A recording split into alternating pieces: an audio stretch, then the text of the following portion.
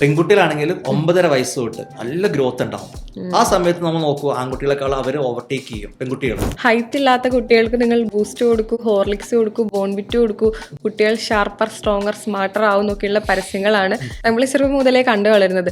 ഈ പരസ്യങ്ങളിലെ യാഥാർത്ഥ്യം എന്താണ്? ജനിക്കുമുള്ള ലെങ്ത്തിന്റെ ഡബിൾ ആവുന്നത് 3-4 വയസ്സൊക്കെ ആകുമ്പോഴേക്കും ആയിരിക്കും. ഈ സമയത്ത് കൊച്ചു മാൽന്യൂട്രീഷൻ ആണ്, പ്രോപ്പറായിട്ട് ഭക്ഷണം കഴിച്ചിട്ടില്ല, അവന്റെ ലെങ്ത്തിന് എഫക്ട് ചെയ്യും, ഹൈറ്റിന് എഫക്ട് ചെയ്യും. അച്ഛൻ്റെ ഹൈറ്റ് സെന്റിമീറ്റർ, അമ്മയുടെ ഹൈറ്റ് സെന്റിമീറ്റർ, അത് ഡിവൈഡ് ബൈ 2 + 7 അടിച്ചു കഴിഞ്ഞാൽ നമുക്ക് ആൺകുട്ടികളുടെ ഹൈറ്റ് കിട്ടും. അത് -7 പെൺകുട്ടിയുടെ ഹൈറ്റ് ആണ്. 10 വയസ്സിന് താഴെയുള്ള കുഞ്ഞുങ്ങൾ 10 മണിക്കൂർ കുറയാതെ ഉറങ്ങിയിരിക്കണം. കാരണം ആ സമയത്ത് ഗ്രോത്ത് ഹോർമോൺ ഉറങ്ങുമ്പോൾ റിലീസ് ചെയ്യുന്നത്. നാച്ചുറൽ വൈറ്റമിൻ ഡി നമുക്ക് സൺലൈറ്റിൽ നിന്ന് കിട്ടും. അപ്പോൾ ഈ പിള്ളേർ ശനി ഞായറൊക്കെ വീട്ടിൽ നിൽക്കുമ്പോഴേ ഇറക്കി വിടാം, മുറ്റത്തോടി പോയി കളിച്ചിട്ട് കുറച്ച് വായു കൊണ്ട് വെയിൽ കൊണ്ട് വരാൻ പറയാം. കൗമാരപ്രായത്തിലുള്ള കുട്ടികൾ 10, 11, 12, 13 വയസ്സുള്ള കുട്ടികൾ ഏറ്റവും കൂടുതൽ ഫുഡ് കഴിക്കണം. അതുപോലെ മൊലി കൂട്ടുന്ന അമ്മമാരും ഗർഭിണിയായ സ്ത്രീകളും. നമ്മളൊന്നും അധികം ഫുഡ് കഴിക്കേണ്ട ആവശ്യമില്ല, നമ്മൾ അധികം അധ്വാനിക്കുന്നില്ല. 17-ാം തീയതി തൊട്ട് നോമ്പ് തുടങ്ങുകയാണ് മുസ്ലിംസ്. അപ്പോൾ എനിക്ക് ഒരുപാട് ക്വയറീസ് വരുന്നുണ്ട്, നോമ്പ് പിടിക്കാമോ എന്നുള്ളത്. കാരണം ചിലർ പറയുന്നത് വെച്ചാൽ അമ്മ നോമ്പ് പിടിച്ചു കഴിഞ്ഞാൽ കുഞ്ഞിന് വയറിളക്കം വരുമെന്ന്. എല്ലാ കരച്ചിലും കുഞ്ഞുങ്ങൾ വിശന്നിട്ട് കരയുന്നതല്ല. അപ്പോൾ ആദ്യത്തെ ഒരു 3 മാസം കുഞ്ഞുങ്ങൾ പകൽ സമയം അധികം ഉറക്കവും രാത്രി ആക്റ്റീവായിരിക്കും. അവർ വയറിൻ്റെ അകത്ത് 9 മാസം അങ്ങനെ തന്നെയാണ്.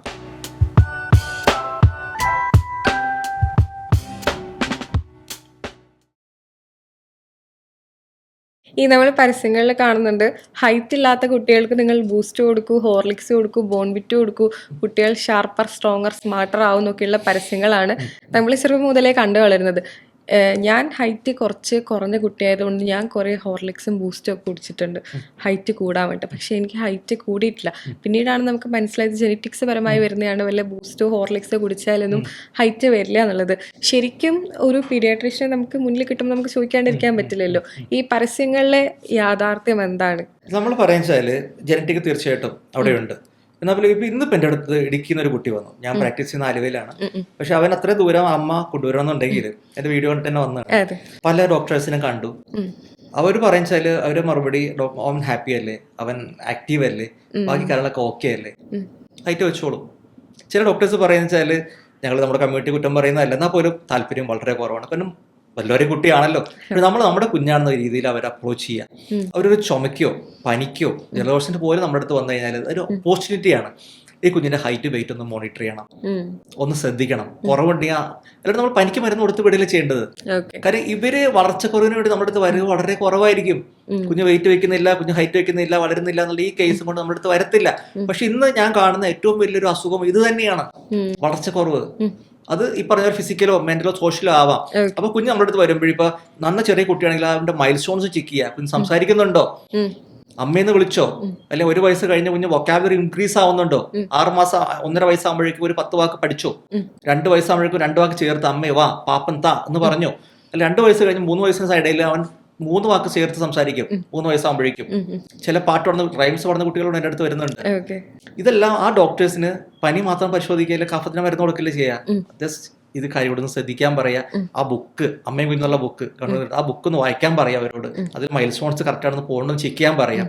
അപ്പൊ നമ്മൾ പറഞ്ഞൊന്നു വെച്ചാൽ കുഞ്ഞിന്റെ വളർച്ചയെ കുറിച്ചാണ്. അപ്പൊ അതിൽ നമ്മൾ പ്ലോട്ട് ചെയ്യണം. അപ്പൊ ഈ ഇന്ന് രാവിലെ വന്ന ആ മോൻ അവന് തന്നെ തോന്നി അവന്റെ കൂടെയുള്ള കുട്ടികള് വലുതാണ്, എനിക്ക് അത്ര ഹൈറ്റ് ഇല്ലല്ലോ. ആ ഒരു അപക്ഷബോധ കുഞ്ഞിനുണ്ടായിട്ട് അമ്മയോട് പറഞ്ഞിട്ട് അങ്ങനെ എൻ്റെ അടുത്ത് വരെ ചെയ്തതാണ്. ഇനി വേണമെങ്കിൽ ഞാൻ എപ്പോഴും പറയുന്നതാണ്, കുഞ്ഞ് വീട് കഴിഞ്ഞാൽ അധികം സമയം സ്പെൻഡ് ചെയ്യുന്നത് സ്കൂളാണ്. എന്റെ പ്രിയപ്പെട്ട ടീച്ചർമാരെ, നിങ്ങൾ ഈ മക്കള് നിങ്ങളുടെ മുമ്പിൽ ക്ഷീണമായിട്ടിരിക്കുന്നു, അല്ലെങ്കിൽ പഠിക്കാൻ കുറച്ച് പിന്നോട്ടിരിക്കുന്നു, അല്ലെങ്കിൽ മറ്റു കുട്ടികളെ പോലെ അത്ര ആരോഗ്യം ഇല്ലെങ്കിൽ ഈ ഓപ്പൺ ഹൗസിനൊക്കെ അമ്മമാർ വരുമ്പോൾ പഠിക്കുന്ന കാര്യം മാത്രം പറഞ്ഞാൽ പോരാ, ഈ കാര്യം കൂടെ ഒന്ന് പറയുക. ഈ കുഞ്ഞ് മറ്റു കുട്ടികളെ പോലെ അത്ര ആക്റ്റീവ് അല്ല, അവരത്ര വളർച്ചയില്ല, നിങ്ങൾക്കും ഒരു ഉത്തരവാദിത്വം ഉണ്ട് ഇതില്. അപ്പൊ അതുകൊണ്ട് ടീച്ചർമാരൊന്ന് ശ്രദ്ധിക്കണം പ്രത്യേകിച്ചു. അപ്പൊ ആ ആത്മാർത്ഥത അവർ കാണിച്ചു കഴിഞ്ഞാൽ ഈ കുഞ്ഞുങ്ങളെ നമുക്ക് ആ ഒരു പ്രായം കഴിഞ്ഞ് കഴിഞ്ഞാൽ, ഇപ്പൊ ഞാൻ പറയുന്നത് വെച്ചാൽ ജനിക്കുമുള്ള ലെങ്ത്തിന്റെ ഡബിൾ ആവുന്നത് 3-4 വയസ്സൊക്കെ ആകുമ്പോഴേക്കും ആയിരിക്കും. അതാണ് അൾട്ടിമേറ്റ് ഹൈറ്റ് ഡിസൈഡ് ചെയ്യുന്നത്. ഈ ഒരു 2 വയസ്സിന്റെ സമയത്ത് ഒരു ഗ്രോത്ത് സ്പേർട്ട് നടക്കുന്നുണ്ട്, റാപ്പിഡ് ഗ്രോത്ത്. ഈ സമയത്ത് കൊച്ചു മാൽന്യൂട്രീഷൻ ആണ്, പ്രോപ്പറായിട്ട് ഭക്ഷണം കഴിച്ചിട്ടില്ല, അസുഖങ്ങളാണ് എപ്പോഴും, അവന്റെ ലെങ്ത്തിന് എഫക്ട് ചെയ്യും, ഹൈറ്റിനെ എഫക്ട് ചെയ്യും. അതുകൂടാതെ പിന്നെ അടുത്ത ഗ്രോത്ത് സ്പേർട്ട് വരുന്നത് ഒരു 5-6 ആ വയസ്സിന്റെ സമയത്ത് കുറച്ചുകൂടി റാപ്പിഡ് ഗ്രോത്ത് ഉണ്ടാവും. ഏറ്റവും കൂടുതൽ വളരുന്ന സ്പീഡിൽ വളരുന്ന സമയമാണ് നമ്മൾ പെൺകുട്ടികളാണെങ്കിലും 9.5 വയസ്സ് തൊട്ട് അവര് നല്ല ഗ്രോത്ത് ഉണ്ടാവും. ആ സമയത്ത് നമ്മൾ നോക്കൂ, ആൺകുട്ടികളെക്കാൾ അവർ ഓവർടേക്ക് ചെയ്യും പെൺകുട്ടികൾ. അവര് പീരീഡ്സ് എന്നാകുന്നോ ആ സമയമാകുമ്പോഴേ അവരുടെ ഹൈറ്റ് ഓൾമോസ്റ്റ് സ്റ്റോപ്പ് ആവും, പിന്നെ അങ്ങോട്ട് ഹൈറ്റ് വെക്കത്തില്ല. അപ്പോൾ ചില കുട്ടികൾ നേരത്തെ പീരീഡ്സ് ആവുന്ന കുട്ടികളുണ്ട്, അവർക്ക് പിന്നെ നമ്മൾ എന്ത് മരുന്ന് കൊടുത്താലും ഒരു പക്ഷേ ഹൈറ്റ് കയറിയെന്ന് വരത്തില്ല. അപ്പോൾ നമ്മൾ ശ്രദ്ധിക്കേണ്ടത് നമ്മുടെ പെൺകുട്ടികൾ അവരുടെ സ്തന വളർച്ച, കക്ഷത്തിന് രോമ വളർച്ച ഇതൊക്കെ നേരത്തെ ആവുന്നതിനൊന്ന് ശ്രദ്ധിക്കണം. ഇനി അതാവുന്നുണ്ടെങ്കിൽ നമ്മൾ തിരിച്ചറിയുക, അടുത്ത 2-3 വർഷത്തിനുള്ളിൽ അവർക്ക് പീരീഡ്സ് ആവാൻ സാധ്യതയുണ്ട്. ഡയറക്റ്റ് പീരീഡ്സ് ആവത്തില്ല, അതിനു മുമ്പ് സ്തനവളർച്ച രോമവളർച്ചയൊക്കെ ഉണ്ടാകും, അത് കഴിഞ്ഞിട്ട് പീരീഡ്സിലേക്ക് പോകത്തുള്ളൂ. അങ്ങനത്തെ ലക്ഷണം കണ്ടു തുടങ്ങിയിട്ടുണ്ട്, കുഞ്ഞിന് വലിയ ഹൈറ്റും കാര്യങ്ങളൊന്നും ഇല്ലെങ്കിൽ ഉടനെ ഡോക്ടറെ അടുത്ത് എത്തിക്കുക. അവരെ ഹൈറ്റ് പ്രോപ്പറായിട്ട് മെയിൻറ്റെയിൻ ചെയ്യാൻ വേണ്ടി, ഗ്രോ ചെയ്യാൻ വേണ്ടിയുള്ള കാര്യങ്ങൾ ശ്രദ്ധിക്കുക. വൈറ്റമിൻ ഡിയുടെ കുറവ് പ്രധാനമായിട്ട് ഞാൻ കാണുന്നുണ്ട്, തൈറോയിഡിന്റെ ഇഷ്യൂസ് കാണുന്നുണ്ട്, നമ്മൾ ന്യൂട്രീഷന്റെ കുറവ് നല്ലപോലെയുണ്ട്. അപ്പോൾ ഇതെല്ലാം നമ്മൾ ഡോക്ടറെ കണ്ട് കറക്റ്റ് ചെയ്ത്, കാരണം പെൺകുട്ടി പീരീഡ്സ് ആയി കഴിഞ്ഞാൽ അത് റെഗുലറൈസ് ആയ 3 വർഷം പിടിക്കും. ഈ 3 വർഷം പിന്നെയും കുറച്ചുകൂടി വളരും. അത് കഴിഞ്ഞാൽ പിന്നെ ഈ ജോയിന്റ്സ്, നമ്മുടെ ഇപ്പോൾ വളരുന്ന മുട്ടിന്റെ ഈ എല്ലുകളും കാര്യങ്ങളൊക്കെയാണ് കൂടുതൽ വളരുന്നത്. അതൊക്കെ ജോയിന്റ് ആയി കഴിഞ്ഞാൽ പിന്നെ ഹൈറ്റ് പിന്നെ വെക്കത്തില്ല. അപ്പൊ ശരിക്കും ഹോർലിക്സും കോംപ്ലാനും ഒക്കെ കുടിച്ചു കഴിഞ്ഞാൽ ഹൈറ്റ് വെക്കുമോ? ഹോർലിക്സും കോംപ്ലാനും നമുക്ക് അവിടെ വെച്ചാല്, ഞാൻ ഒരു ബ്രാൻഡിന്റെ അടുത്ത് പറയുന്നതല്ല, നമ്മൾ ആ സമയത്തൊക്കെ ഷുഗറി കണ്ടന്റ് കുറച്ച് കൂടുതലാവാം ഒരു പക്ഷേ, ടേസ്റ്റ് കൂട്ടാനും പല കാര്യങ്ങളൊക്കെ ഉണ്ട്. അപ്പോൾ നമ്മളവിടെ പ്രോപ്പർ ആയിട്ടുള്ള ഡയറ്റാണ് ഏറ്റവും ആവശ്യം. നമ്മൾ പറയാൻ വെച്ചാൽ 9.5 വയസ്സും 10 വയസ്സെന്ന് പറഞ്ഞു കഴിഞ്ഞാൽ ഏറ്റവും കൂടുതൽ വളരുന്നൊരു സമയമാണ്. ആ സമയത്താണ് നമ്മൾ നമ്മുടെ മക്കളെ കൂടുതൽ ശ്രദ്ധിക്കേണ്ടത്, പ്രത്യേകിച്ച് പെൺകുട്ടികൾ. അവരെ ഓവറി ഡെവലപ്പ് ആവുന്നു, അതിൽ എഗ്സ് റിലീസ് ചെയ്യുന്നു, ഓവംസ് വരുന്നു. നമ്മൾ അവരെ 18 വയസ്സായിട്ടല്ല ഫുഡ് കൊടുത്ത് വലുതാക്കി എടുക്കേണ്ടത്, അവരെ ഫൗണ്ടേഷൻ അപ്പോഴാണ്. പെൺകുട്ടികൾ പ്രത്യേകിച്ച് 9-10 വയസ്സിൽ നമ്മൾ ഏറ്റവും കൂടുതൽ കെയർ ചെയ്യേണ്ടത്. അതിൽ ആൺകുട്ടികൾ അതിനുശേഷം വലുതാവുന്നു, റാപ്പിഡ് ഗ്രോത്ത് വരെയാണ്, ഒരു 15 വയസ്സ് വരെ നല്ല സ്പീഡിൽ വളരും. അപ്പൊ ഏറ്റവും കൂടുതൽ കലറി ഫുഡ് കഴിക്കേണ്ടത് ആരാ നമ്മൾ ചോദിച്ചു കഴിഞ്ഞാൽ, നമ്മൾ ഈ പറഞ്ഞ കൗമാരപ്രായത്തിലുള്ള കുട്ടികൾ, 10, 11, 12, 13 വയസ്സുള്ള കുട്ടികൾ ഏറ്റവും കൂടുതൽ ഫുഡ് കഴിക്കണം. അതുപോലെ മൊലി കൂട്ടുന്ന അമ്മമാരും ഗർഭിണിയായ സ്ത്രീകളും. നമ്മളൊന്നും അധികം ഫുഡ് കഴിക്കേണ്ട ആവശ്യമില്ല, നമ്മൾ അധികം അധ്വാനിക്കുന്നില്ല. നമ്മൾ ഒത്തിരി ഫുഡ് കഴിച്ചാൽ നമ്മുടെ ബോഡിയിൽ കയറും, നമുക്ക് പല അസുഖങ്ങളും അല്ലെങ്കിൽ വെയിറ്റ് ഓവർ ചെയ്താം. പക്ഷെ ഈ പ്രായത്തിലെ കുട്ടികൾക്ക് എത്ര കലറി ഉള്ളിൽ ചെന്നാലും അത് മതിയാവില്ല, അത്രയും വളർച്ച നടക്കുകയാണ്. കാരണം ഞാൻ നേരത്തെ പറഞ്ഞ പോലെ ആൺകുട്ടികൾ ഒരു വർഷം മിക്കവാറും ഒരു 10-12 പെൺകുട്ടികളും ഈ സമയത്ത് 10 വയസ്സിന്റെ സമയത്ത് ആ കാലയളവിൽ ഒരു വർഷം ഒരു 12 സെന്റിമീറ്ററോളം വലുതാവും. നമ്മൾ വലുതാവുന്നുണ്ടോ? ഇല്ല. നമ്മൾ ആ ടൈം കഴിഞ്ഞപ്പോൾ നമ്മൾ വലുതാവുന്നില്ല. പക്ഷെ ഇവർ ഇത്രയും വലുതാവുകയാണ് ഒരു വർഷം. ഓരോ മാസം 1-1.5 സെന്റിമീറ്റർ വലുതാവുന്ന പിള്ളേരെ ഞാൻ കണ്ടിട്ടുണ്ട്. അപ്പൊ അത് കറക്റ്റ് കലറി കിട്ടുന്നുണ്ട്, വൈറ്റമിൻ ഡി മെയിൻറ്റെയിൻ ചെയ്യുന്നുണ്ട്. ആരും വൈറ്റമിൻ ഡി നോക്കിയാൽ ഇപ്പോൾ വളരെ കുറവായിരിക്കും. പിന്നെ പല ലാബ് റിപ്പോർട്ടിലും 20-ന് മേളിൽ 30-ന് മേളിൽ നോർമൽ എന്ന് കാണിക്കും. പക്ഷെ ശരിക്കും ആ ഒരു വൈറ്റമിൻ ഡിയുടെ അളവ് ഒരു അറൗണ്ട് 100 കീപ്പ് ചെയ്യാൻ ശ്രമിക്കുക. അപ്പൊ നമ്മൾ അവിടെ കൊടുക്കേണ്ടത് ഈ പറഞ്ഞ ഈ ബ്രാൻഡ്സ് അല്ല, ഹോർലിക്സോ ബോൺവിറ്റോ അല്ല നമുക്കവിടെ ആവശ്യം. നമുക്കവിടെ കറക്റ്റ് ആയിട്ടുള്ള ന്യൂട്രീഷൻ ആണ് കുഞ്ഞിന് ആവശ്യം. നമ്മൾ വീട്ടിൽ കഴിക്കുന്ന ഫുഡ്, അതിൽ കാർബോഹൈഡ്രേറ്റ് വേണം, ഇറച്ചി വേണം, മീൻ വേണം. അതുകൂടാതെ പിന്നെ അത് മാത്രം കഴിച്ചാൽ പോരാ. ഞാൻ എൻ്റെ അടുത്ത് ഒരു പേഷ്യൻ്റ് വന്നു കഴിഞ്ഞാൽ സൈഡിൽ ഞാൻ എഴുതി വെക്കും 5 കാര്യങ്ങൾ: കലറി, അഡിക്വേറ്റഡ് ഫുഡ്. ഇനി ഫുഡ് മാത്രം കഴിച്ചാൽ കുഞ്ഞ് വലുതാവത്തില്ല. അപ്പം കളിക്കണം, 1 hour പ്ലേ എവറി ഡേ. ആ കളിക്കുന്ന വെച്ചാൽ ഈ മുട്ടിന്റെ ഭാഗമാണ്. നമ്മൾ സൈക്ലിംഗ്, സ്കിപ്പിംഗ്, അല്ലെങ്കിൽ 2 സ്റ്റെപ്പ് കയറി ഇറങ്ങുക, ആക്റ്റീവായിട്ടിരിക്കുക. 3ാമത്തെ കാര്യം, വെള്ളം ധാരാളം കുടിക്കണം. നമ്മൾ എത്ര ഭക്ഷണം കഴിച്ചാലും ഈ ഫുഡ് ബോഡിയിലേക്ക് എടുക്കണമെന്നുണ്ടെങ്കിൽ ഒരു ഫ്യൂവലായിട്ട് വാട്ടർ വർക്ക് ചെയ്യണം. അപ്പൊ നല്ലപോലെ വെള്ളം കുടിക്കണം. പിന്നെ സൺലൈറ്റ്, നാച്ചുറൽ വൈറ്റമിൻ ഡി നമുക്ക് സൺലൈറ്റിൽ നിന്ന് കിട്ടും. അപ്പൊ ഈ പിള്ളേർ ശനി ഞായറൊക്കെ വീട്ടിൽ നിൽക്കുമ്പോഴേ ഇറക്കി വിടാം. രാവിലെ കുറച്ച് മുറ്റത്ത് പോയി കളിച്ചിട്ട് വരാൻ പറയും. ഫോൺ ഉപയോഗിച്ച് TV കണ്ടിരിക്കുന്നതിന് പകരം മുറ്റത്തോടി പോയി കളിച്ചിട്ട് കുറച്ച് വായു കൊണ്ട് വെയിൽ കൊണ്ട് വരാൻ പറയണം. നമ്മളൊരു ദിവസം ശരിക്കും പറഞ്ഞാൽ 10 o'clock to 1 o'clock ടൈമിലാണ് ideal wavelength vitamin D അടങ്ങിയിട്ടുള്ളത്. അപ്പൊ ആ വെയിൽ നമ്മൾ കൊള്ളേണ്ടത്. അത് നമ്മൾ ആ ഒരു വെയിൽ കൊള്ളുന്നില്ല, സ്കൂളിലാണ് അല്ലെങ്കിൽ ഓഫീസിലാണ്. വൈറ്റമിൻ ഡി ഡെഫിഷ്യൻസിയുടെ പ്രധാന കാരണം അതാണ്. അപ്പോൾ പിന്നെ ഉറക്കം, 5ാമത്തെ കാര്യം. കുഞ്ഞ് ഉറങ്ങുമ്പോഴാണ് ഗ്രോത്ത് ഹോർമോൺസ് റിലീസ് ചെയ്യുന്നത്. 10 വയസ്സിന് താഴെയുള്ള കുഞ്ഞുങ്ങൾ 10 മണിക്കൂർ കുറയാതെ ഉറങ്ങിയിരിക്കണം. ഇപ്പൊ രാവിലെ സ്കൂൾ 7:30 മണിക്കൊക്കെ തുറക്കുകയാണ്, 6 മണിക്ക് 6:30 എഴുന്നേപ്പിച്ച് വിടുകയാണ്, ഒരുക്കുകയാണ്. രാത്രി അച്ഛൻ വരട്ടെ നേരത്തെ കുഞ്ഞ് ഉറങ്ങാതെ കാത്തിരിക്കുകയാണ്. 11 മണിക്ക് അച്ഛൻ വന്നേരം കിടക്കത്തുള്ളൂ. അപ്പൊ കുഞ്ഞ് ശരിക്കും പറഞ്ഞ ഒരു 6-7 മണിക്കൂർ ഉറങ്ങുന്നുള്ളൂ. മനസ്സിലാവുന്നുണ്ടോ? ഈ ഉറങ്ങുമ്പോഴാണ് കുട്ടികൾ ഗ്രോത്ത് ഹോർമോൺ റിലീസ് ചെയ്യുന്നത്. അതാണ് നമ്മൾ ജനിച്ച ഉടനെയുള്ള കുഞ്ഞുങ്ങൾ മാക്സിമം ഉറങ്ങുന്നത്. ഒരു 20 മണിക്കൂർ 22 കുഞ്ഞുങ്ങൾ ഉറങ്ങണം. അവർ ആ പാൽ കൊടുക്കേണ്ടി മാത്രമേ എഴുന്നേക്കുള്ളൂ. കാരണം ആ സമയത്ത് ഗ്രോത്ത് ഹോർമോൺ റിലീസ് ഉറങ്ങുമ്പോഴാണ് റിലീസ് ചെയ്യുന്നത്. അപ്പൊ നല്ല സുഖമായിട്ടുള്ള ഉറക്കം, സൂര്യപ്രകാശം, വെള്ളം, കാലറി, അതുപോലെ തന്നെ ന്യൂട്രീഷനും പ്ലേയും എക്സസൈസ്, ഇത് എല്ലാം കൂടി ചേർന്ന. അല്ലാതെ നമ്മൾ ഈ പറഞ്ഞ ബ്രാൻഡഡ് പൊടികൾ മാർക്കറ്റിൽ കിട്ടുന്ന കൊടുത്തോണ്ട് മാത്രം കുഞ്ഞ് വലുതാവണം നിർബന്ധമില്ല.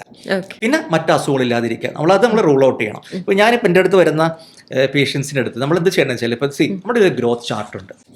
നമ്മളിപ്പോൾ കുഞ്ഞുങ്ങൾ വരുമ്പോഴേ നമ്മുടെ ഇതുപോലെ ഒരു ഗ്രാഫ് ഉണ്ട്. ഇത് blue colour for boys, pink for girls, നമുക്കറിയാലോ ബേബി പിങ്കും ബേബി ബ്ലൂ എന്നൊക്കെ ചെറുപ്പത്തിൽ പറയുന്ന പോലെ വലുതായാലും നമ്മൾ ആ കളറെ ഉപയോഗിക്കുകയാണ്. അപ്പോൾ ഇവിടെ ഈ ബ്ലൂ കളർ നമ്മൾ ഉപയോഗിക്കുമ്പോൾ ആൺകുട്ടികളുടെ നമ്മുടെ ഹൈറ്റും വെയിറ്റും, അപ്പോൾ വെയിറ്റ് ഇവിടെ നമ്മൾ ആ ഏജ് അപ്രോപ്രിയേറ്റ് ഇവിടെ പ്ലോട്ട് ചെയ്യുന്നു. എത്ര വയസ്സാണോ എത്ര ഹൈറ്റ് വെയിറ്റ് ഉണ്ട്, എത്ര ഹൈറ്റ് ആണോ ഏജ് വൈസ് നമ്മൾ പ്ലോട്ട് ചെയ്യുന്നു. നമുക്കപ്പോൾ ഈ ഗ്രാഫിൽ കാണാൻ പറ്റും. അപ്പോൾ ഈ ഗ്രാഫിൽ ഈ ആദ്യത്തെ ഒരു ഫസ്റ്റ് സെന്റൈലും സെക്കൻഡ് സെന്റൈലും ഇത് രണ്ട് ശരിക്കും നമ്മൾ ഇടപെടേണ്ട ഒരു ഏരിയ ആണ്.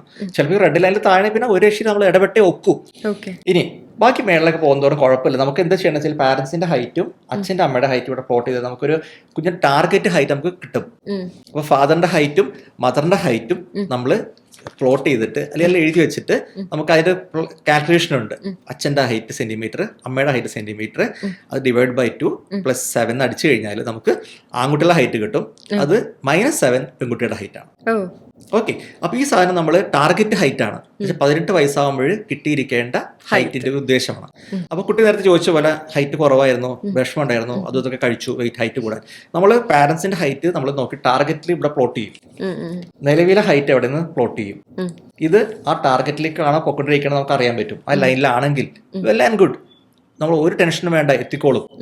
ഇനി ആ ടാർഗറ്റിലല്ല കുഞ്ഞ് കിടക്കണത്, ആ സമയത്ത് താഴെയാണ്, ഒത്തിരി ബാക്കിൽ കിടക്കണമെങ്കിൽ നമ്മൾ ഇന്റർഫിയർ ചെയ്യണം, ഇന്റർവെൻഷൻ ചെയ്യണം. നമ്മൾ ആ സമയത്ത് ഇടപെട്ട് എന്തുകൊണ്ടാണ്, തൈറോയ്ഡ് കൊണ്ടാണോ, വിറ്റാമിൻ ഡിയുടെ കുറവാണോ, ന്യൂട്രീഷൻ കുറവാണോ, ഇനി സ്ഥിര അസുഖം വരുന്നത് കൊണ്ടാണോ, അല്ലെങ്കിൽ എന്തെങ്കിലും കാരണം കളിയുടെ കുറവുകൊണ്ടാണോ, വ്യായാമ കുറവ് കൊണ്ടാണെങ്കിൽ നമ്മളത് ഇടപെട്ടിട്ട് അതുകൊണ്ട് കറക്റ്റ് ചെയ്ത് കൊടുക്കണം.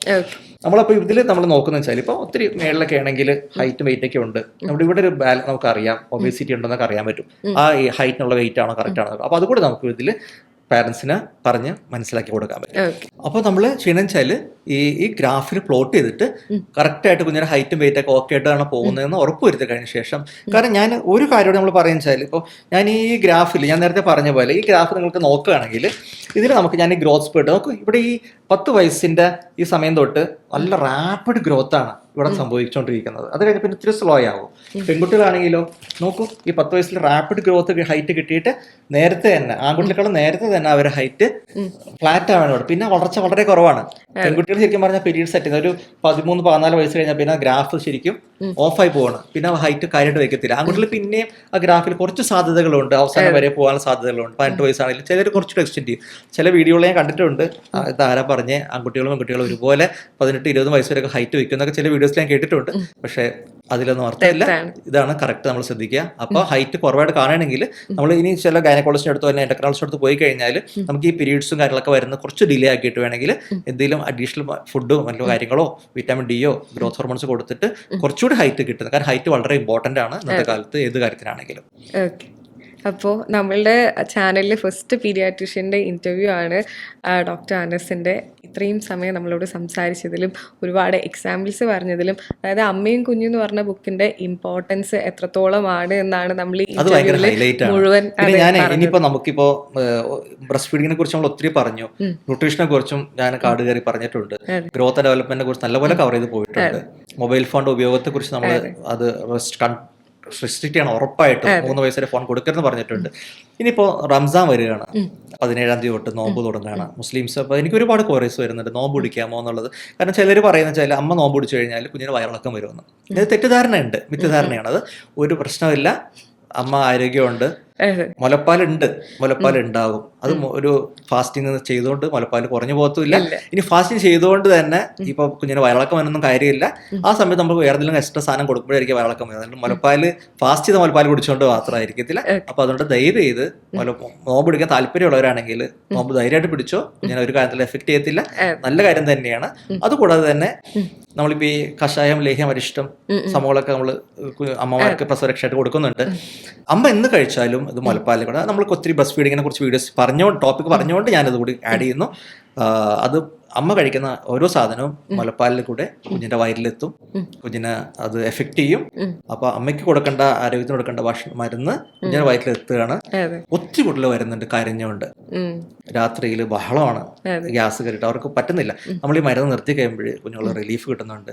അതിനൊപ്പം ലേശം പ്രോബയോട്ടിക്സ് നമ്മൾ കൊടുത്തു കഴിയുമ്പോൾ വയറ് കുഞ്ഞിന്റെ ഗട്ട് ശരിയാവുകയാണ്. അപ്പൊ അങ്ങനെ പ്രശ്നം ഉണ്ടെങ്കിൽ കുറച്ച് കുഞ്ഞ് വലുതായ ശേഷം ഇങ്ങനത്തെ മരുന്നൊക്കെ കഴിക്കാൻ ശ്രദ്ധിക്കുക. അതുകൂടാതെ തന്നെ രാത്രിയിൽ കുഞ്ഞ് കരയുന്നത് എപ്പോഴും, ഇപ്പോൾ ക്വസ്റ്റ്യൻസ് എനിക്ക് ഇന്നലെ കിട്ടിയപ്പോൾ അതിലൊരു ക്വസ്റ്റ്യൻ കണ്ടിരുന്നു, കുഞ്ഞ് കരയണതിന് കാരണം എന്താണെന്നുള്ളത്. എല്ലാ കരച്ചിലും കുഞ്ഞുങ്ങൾ വിശന്നിട്ട് കരയുന്നതല്ല. അപ്പോൾ ആദ്യത്തെ ഒരു 3 മാസം 100 ദിവസം നമ്മൾ പറയുന്നത്, കുഞ്ഞ് ജനിച്ചിട്ട് 100 ദിവസം. കുഞ്ഞുങ്ങൾ പകല് സമയം അധികം ഉറക്കവും രാത്രി ആക്റ്റീവായിരിക്കും. അപ്പോൾ അതെന്താ പറ്റുക വെച്ചാൽ അവർ വയറിൻ്റെ അകത്ത് 9 മാസം അങ്ങനെ തന്നെയാണ്. പകല് അധിക സമയം ഉറക്കവും രാത്രി ആക്റ്റീവാണ്. അത് പുറത്തിറങ്ങിയാൽ അവർ നമ്മളെപ്പോലെ പകൽ ആക്റ്റീവ് ആവാനും രാത്രി ഉറങ്ങാനും ഒരു രീതിയിലേക്ക് വരാൻ 100 ദിവസം പിടിക്കും. അപ്പം പരമാവധി രാത്രി അമ്മമാർ ഉണർന്നിരിക്കുക, പകൽ കുഞ്ഞ് ഉറങ്ങുമ്പോൾ കൂടെ വിശ്രമിക്കുക, എന്നിട്ട് രാത്രി മുഴുവൻ നല്ലപോലെ മിൽക്ക് പ്രൊഡക്ഷൻ നടക്കാൻ സമയമാണ്. കുഞ്ഞിന് പാല് കൊടുക്കുക, ലൈറ്റ് ഓഫ് ആക്കാതിരിക്കുക. 3 മാസം കഴിഞ്ഞാൽ പിന്നെ ലൈറ്റ് ഓഫ് ചെയ്ത് നമ്മളെപ്പോലെ കുഞ്ഞ് രാത്രി കിടന്ന് ഉറങ്ങിക്കോളും, പകല് അവൻ ആക്റ്റീവ് വരുന്നോളും. അപ്പോൾ എപ്പോഴും കരയുന്നത് വിശന്നിട്ടല്ല, അമ്മ കൂടെ വരാനും കുഞ്ഞിന് മൂക്കടഞ്ഞിട്ടും മൂത്രം ഒഴിഞ്ഞിട്ടും ഷഡ് നനഞ്ഞിട്ടും തണുത്തിട്ടും പല കാര്യങ്ങൾ കൊണ്ടായിരിക്കും. അപ്പൊ എല്ലാ കരച്ചിലും വിശന്നിട്ടല്ല, അതുകൊണ്ട് മുലപ്പാൽ പോരാ എന്നുള്ള കാര്യം ഒരിക്കലും വിചാരിക്കരുത്. കുഞ്ഞ് ഒരു ദിവസത്തിൽ 5-6 വട്ടം മൂത്രം ഒഴിക്കുന്നുണ്ട്, അഡ്വക്കേറ്റ് ആയിട്ട് 30 ഗ്രാം വെയിറ്റ് ഡെയിലി വെച്ച് പോകുന്നുണ്ട്, കുഞ്ഞ് അത്യാവശ്യം 3 മണിക്കൂർ ഉറങ്ങുന്നുണ്ട് ഫീഡിങ്ങിന് ശേഷം, പാലുണ്ടെന്നുള്ള ഉറപ്പ് വരുത്തുക.